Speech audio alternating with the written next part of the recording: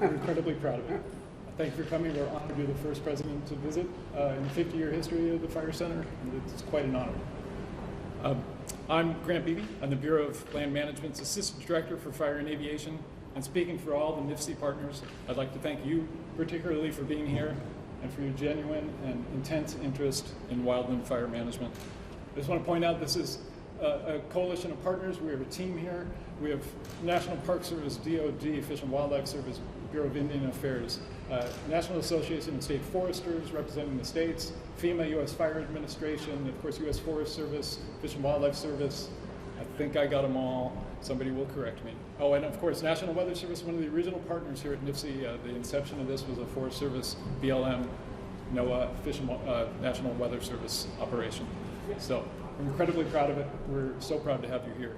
NIFC was created 50 years ago, and it is the original and durable model for interagency, intergovernmental coordination.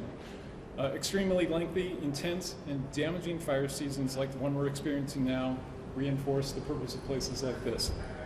Through the hard work, ingenuity, and persistence of generations of fire professionals, wildfire response across the nation is unified, cooperative, and professional, and I'll say that we all stand on the shoulders of giants. We inherited this place and we're trying to keep it going. In wildland fire, there's no one community, agency, tribal organization that has enough resources to manage all of its fires. Fires don't know jurisdictional boundaries, and we try to ignore jurisdictional boundaries ourselves. One of our speakers will speak to that particularly. But the kind of fires we're experiencing these days, the kind of long duration, massive destructive fires we've witnessed in recent years in places like California, Oregon, Washington, Colorado, and unfortunately for Governor Otter this year in Idaho, they're teaching us that we need to maybe change the way we're doing business. At NIFC and at innumerable regional and local fire coordination centers, the nation's wildland fire managers join forces. We direct local, state, tribal, federal firefighting resources to protect lives and livelihoods, property, infrastructure, and vulnerable natural resources. Ultimately, we all count on help from our partners when crisis strikes. In years like this, it takes the entire national wildland fire response apparatus from local, rural fire departments, rangeland fire protection associations, professional state, county, federal firefighters, military partners, thank goodness for our military partners this year, international assistance to manage fires across our landscape. I'll say people of my age tend to measure fire history in terms of fire seasons, and many of us who are a little longer in the tooth think about Yellowstone fires of 1988, of course, and what a calamitous fire season that was, and we were sure that was a once-in-a-lifetime occurrence. Yep. I'll just point out that Yellowstone burned about 800,000 acres in the park, and this year the Dixie Fire, as you know, is approaching about 1 million acres itself. California is setting records for the largest fires in history. Colorado set and then reset records for largest fires in history. So we're entering into a different environment in fire, and we're starting to think about how we need to change our tactics, and we'll talk about that a little bit more. So I'll say finally that another complex, costly, and critical wildland fire year underscores the nation's need to recommit resources to fire prevention, preparedness, and response. And frankly, we're honored that you're here and that you have made that measure one of your own. I'd like to pass on to Governor Little now. I know he'd like to introduce you or to welcome you to Idaho. Thank you, Grant, Mr. President. Thank you for being here.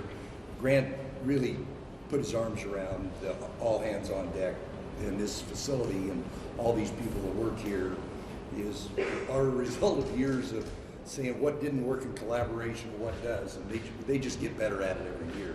I want to talk a little bit about what we talked when you hosted the call with the Western governors about two things. One of them, thank you for asking these men and women in our firefighting to get on the fires early, given the incredible drought that we have in the West, so that we didn't have those fires we needed to worry about along with the ones we had going.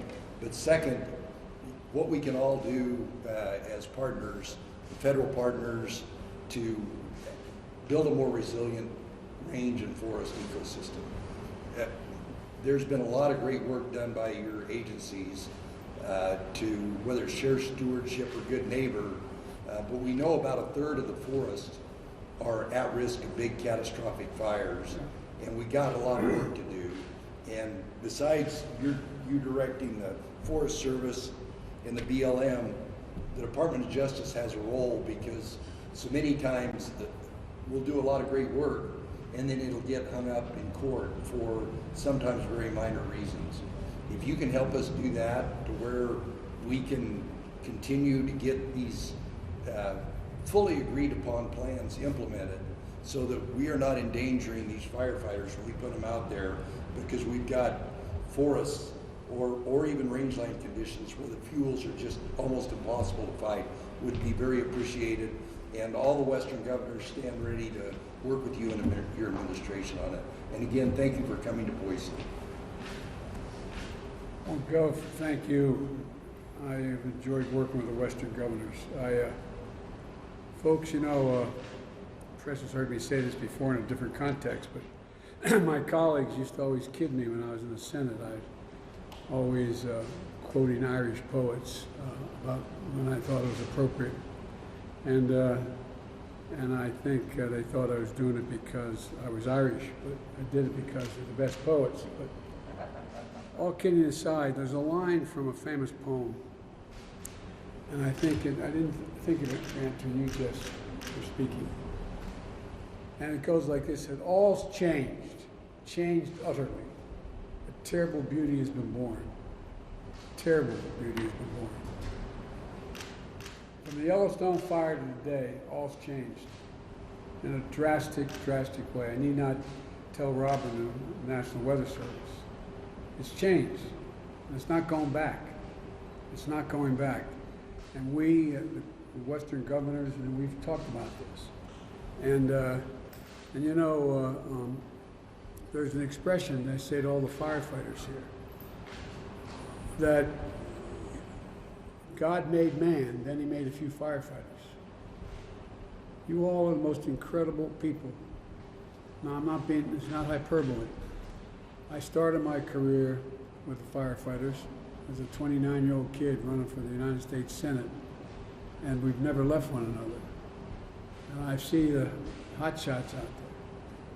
I don't want to do any more mass memorial services for 19 hot shots that I did back in Arizona. And the only thing that keeps you all safe is one another. Firefighters have as many injuries and lose as many people as police officers do. But the only thing that really matters is there's enough firefighters. Firefighters protecting firefighters. That's the big deal. That's what it all comes down to. And I just want you to know that you have the full support of my government, my administration, I should say, and all those who have major roles in the government, from the Department of Agriculture to the Department of Interior, just across the board. And so, and I want to acknowledge Senator Risch's and Crapo can't be here, and Senator Wyden and Markley were going to come from, Merkley were going to come from Oregon. We got a call while in flight. The weather's so bad they can't make it here. And so I just want to thank them for the incredible work they do as well, because this is one of the areas where we do have some overwhelming bipartisan support. And here at the National Interagency Fire Center, the hub that's designed to coordinate the resources to fight wildfires, I'm here to hear what's on your mind and what more that I should be doing, my administration be doing, to try to help. You know, folks, you know the time of the year when the air fills with smoke and the sky turns a little orange. But that time of year getting earlier every year. And, you know, last week, the air in Boise was thick with smoke from California and from Oregon. And, you know, this year, as you've pointed out, Grant, you know, 44,000 wildfires, 5.4 million acres burned. That's larger than the entire state of New Jersey.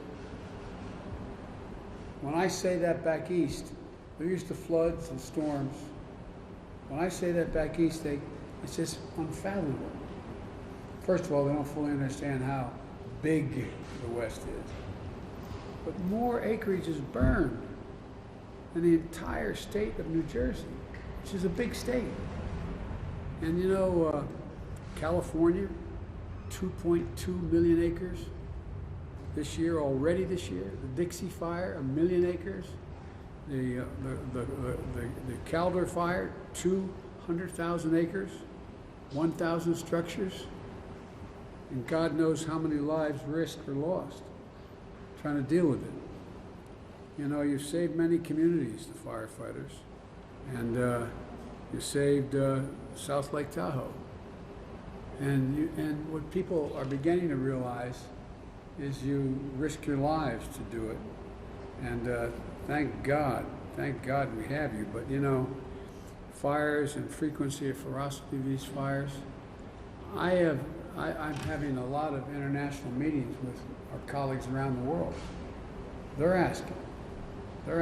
Australia, really worried. Australia helping, but are trying to figure it out. Canada. I mean, just go around the world. And so folks, look, the fact is that we're in a situation where too many memorials have been held, and I've directed my administration to provide for pay bonuses and incentives to ensure every federal firefighter, because that's the only authority I have, makes at least $15 an hour. I mean, they should make a heck of a lot more, at least $15 an hour. And I'm committing to work with Congress to raise the pay gap for federal wildland firefighters. FEMA, 33 fire management assistant grants to help states pay for the cost of firefighting. It's still not enough. The costs are enormous. And so, you know, believe it or not, a massive shortage of fire hoses. I think you all get it. But the idea that we went into this fire season with a shortage of fire hoses, that's all I heard from my guys back east and in the Midwest. No fire hoses. Well, fortunately, they thought a long time ago about a thing called the National Defense Act. And what I was able to do, the Defense Production Act, and I was able to restart production of bringing a lot of people back to work, delivering 21,920 new feet of fire hose in the front lines, putting a company back to work that was out of business and stopped manufacturing. You know, and the majors here, he knows about this. Well, we have a commitment at the Department of Defense to defend home as well as abroad, and that includes fire service. We have C-130s for fire suppression, RC-26 aircraft to provide critical fire imagery, and they're based in California. They've flown over 1,000 missions so far, 250 active duty troops, and I've got no pushback from the Department of Defense in this at all, none, to the Dixie Fire in California, and sharing satellite imagery that we have available to us to help monitor the growth of fires. I've directed the EPA to use this new technology we have to deliver smoke and fire and air quality information directly to people's iPhones. We'll be able to do that very shortly. It may have already begun in some places. And but one of the things we have to do is we have to build back better than what happened before all this began to come apart. And so we have a proposal, and by the way, both my Republican colleagues from this state and the Democratic colleagues from Oregon who are going to try to be here, we all support this bill I put together on infrastructure. So when we build back, we can build back better than it was before. And it literally provides for billions of dollars for wildfire preparedness, resilience and response, forest management, and public water sources. What people back east don't quite get is that we're not for the fact we made significant investments years ago in everything from the Hoover Dam to a whole range of other things out here. A lot of people south of you wouldn't have any water, and how valuable and serious the access to that water is across the board. And You know, we need to add, we have $14 billion for disaster needs, including $9 billion for communities hit with wildfire and drought. We got to pass it. We got to get it done. It's gone through both houses. But that's going to, I hope, Governor, be of significant help to you. Because states can't burden it, especially smaller states. You're a big state, but I mean smaller states in terms of population can't carry this on their back. And so, you know, this is, we're one America. You know, we have a federal system because each part of the country is supposed to make up for what the other parts of the country didn't have. And so, you know, we need to do more. We've asked for $14 billion for disaster needs, including, as I said, that $9 billion for community. This is over a 10-year period for hit by wildfires and drought. And, you know, we can't continue to try to ignore reality. President Obama used to always kid me. I say, you know, reality has a way of working its way in. Well, you know, the reality is we have a global warming problem, a serious global warming problem. And it's consequential, and what's going to happen is things aren't going to go back to what they were. It's not like you can build back to what it was before. It's not going to get any better than it is today. It only can get worse, not better. It's not like we're going to not have more problems, but we can do this, in my view. The scientists have warned us for years. The failure to curb pollution from smokestacks and automobiles and a whole range of other things is going to take its consequences. And I learned a long time ago, Gov, that as a U.S. Senator back east, that all the major streams and ponds and lakes, for example, in New York State, they're being polluted. The fish were dying. Things are changing. And you know what it was all from? It wasn't because of what they're doing in upstate New York. It was because of smokestacks in Chicago, steel plants, because it carries, the wind carries that pollution at a height that doesn't affect the state of Illinois, or it doesn't affect the state of Indiana, it doesn't affect, but it eventually comes down. Well, you know, I guess you all, I know you all know it. You know, you have the smoke from the fires in California on the East Coast. And sometimes blotting out the sky. People are not just worried about COVID, they're worried about whether their kids are going to be breathing. And so every dollar we invest in resilience, this is part of my message here. And there's a lot more I want to hear from you than you think we should be doing, and I think we should be doing as well. But for every dollar we invest in resilience, that is building back better, we save $6 down the road in the future. And you know, you all know the number.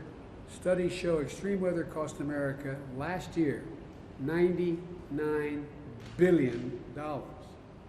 Extreme weather. It's not just fires. I mean, more people died. I was in Louisiana and Mississippi, all to the south of Hurricane 8. Well, guess what? More people died in Brooklyn than died in Louisiana. More people. The floodwaters were immense. Never seen anything like it. People were drowning in their homes because there was tornado warnings that go to their basement, and all of a sudden the flood comes through the windows, up to the ceiling, can't get out, people dying. So I guess, to state the obvious, you all are incredible in what you're doing. But I also think about the jobs we're losing due to the impact of supply chains and industries that are being held up. I'm looking forward to this briefing. My message to you is, when we build back, we have to build back better. It's not a Democrat thing, it's not a Republican thing, it's a weather thing. It's a reality. It's serious. And we can do this. We can do this. And in the process of building back, we can create jobs, not lose jobs. We can create jobs. So you know, I'm going to stop here and turn it back to you, Grant. Thanks for hosting us. And I understand, as a former smoke jumper, you're crazy too. God love you all. I grew up in a little town called Claymont, Delaware, and I went to school. I used to tell Frank Church this. I got my first job offer where I wanted, my wife, deceased wife, and I wanted to move to Idaho because we think, not a joke, it's such a beautiful, beautiful state. And I interviewed for a job with Boise Cascade. And in the meantime, there was a war going on. Anyway, but the whole point was that I used to always kid Frank, but I grew up in this little steel town called Claymont, Delaware, when Scranton shut down because of gold mining. And I went to a little Catholic grade school called Holy Rosary. And it was on, before I-95, there used to be a thing called the Philadelphia Pike. And so my mom would drive me from, we only lived about a mile from school, and the school bus wasn't around then, and drive me to the parking lot. And right across the street from the school was a fire station, Claymont Fire, volunteer fire company, but they're really good. And so all the guys who grew up either became cops, firefighters, or priests. I wouldn't qualify for any of them, so I'm here. But all kidding aside, you guys and women are incredible. Incredible what you do. It's not hyperbole. If you know anything about me, you know my long relationship with firefighters. I mean it from the bottom of my heart. And we owe you more than just our thanks. We owe you what you need to deal with these problems. I'm sorry to go on so long. Thank you. Turn it back to you, man. I guess that's who I'm turning it back to. I don't know who. Anyway, whoever wants to do the talk. That would be me. Thank you, Mr. President. And you're right, I was a smoke jumper, only because I trained to be a teacher, and that was way too difficult and scary. So I did something that was way easier. That's why I left the county council. There you go. The National Association of State Foresters is a key partner of ours. George Geisler is representing them today. He's a state forester from the great state of Washington. Welcome, George. I know you got a couple things to say, so go ahead. Yes. Thank you, Grant, and thank you, Mr. President, for this opportunity to give you a little bit of insight as to the role that state and local governments can play in our interagency wildland fire management world. As Grant said, safe and effective fire management requires the commitment, the cooperation, and the coordination of all of us, all of our partners. State forestry agencies, such as my own, Washington Department of Natural Resources, the Florida Forest Service, and California's CAL FIRE, are the primary agencies that are responsible for wildland fire suppression in our states. And we're partners here at the National Interagency Fire Center with a fire director who sits on NMAC and helps to decide each day the priorities that occur in this nation.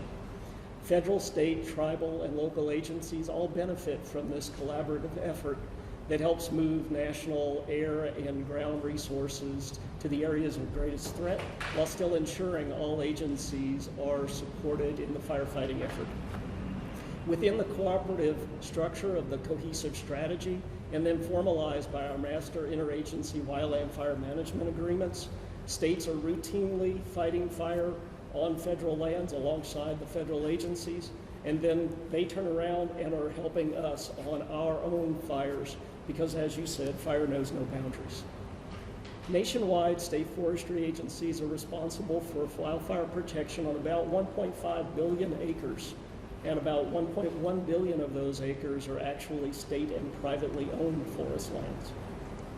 And so far this year, of those 44,000 fires that you've heard, states have responded to about 33,000 of those. We routinely are about 75% of the numbers of wildfires that occur in this country. So states contribute, in addition to that, just hundreds of millions of dollars annually to provide wildland firefighting resources, like firefighters, engines, heavy equipment, aircraft. And all of this goes into the national effort along with our federal partners. And federal funding, such as state fire assistance and volunteer fire assistance that we receive through the U.S. Forest Service, actually helps to expand that capacity as well as maintain it. And all of that is really getting it down to that, helping the rural volunteer fire departments that we all know are across the U.S. The partnership and all of the cooperation between state and local governments, though, it's not just for wildfire suppression, like you said. You know, through Good Neighbor Authority, through shared stewardship, we work together with our local governments, with our tribal partners, and we do all of the critical fuels mitigation work. We do the forest health treatments that are out there. And we're trying to work, as you said, to improve the resiliency of these landscapes as we go and to see the impacts of climate change. You know, and all of this is really provides assistance directly to the communities that we have out there. And as you know, wildfires are impacting entire communities in the United States. These annual occurrences place millions of Americans at risk, and they're no longer limited to just what you see about in the news in the West. We have fires, it's now a fire year, and we routinely have fires throughout all 50 states. But the threat to catastrophic wildfire in America's wildland-urban interface, it really demands national attention. And it needs to be unified, it needs to be multifaceted, it needs to take on prevention, mitigation, response, and recovery. And it's just like you see wildland fire suppression being managed at this building. We need that effort to protect our wildland-urban interface. So as chair of the National Association of State Foresters Wildland Committee, I really do appreciate you coming and putting this focus on wildland fire suppression and what we can all do together to address this issue that we're all facing, be it climate change, landscape resiliency, or the threats to our communities, and look forward to working with you. Can I ask you a question? Of course. One of the things that